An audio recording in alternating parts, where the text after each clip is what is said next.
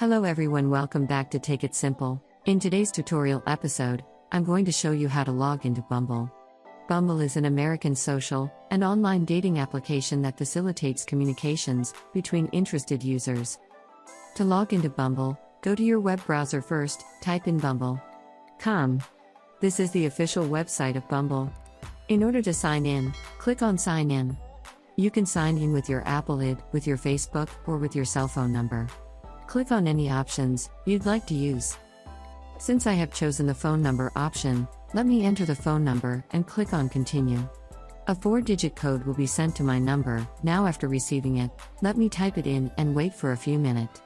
It might take a couple of more minutes, just go through what it has to say. After it is done with your verification, you will be logged into Bumble account. Choose a mode you want to get started with, and there you go, that is how you can log into Bumble. I hope you found the video useful. If you did, go ahead and give it a thumbs up. Feel free to comment down below in the comment box if you have a question or feedback. I'll be back soon with more tutorial episodes again. Thank you for watching.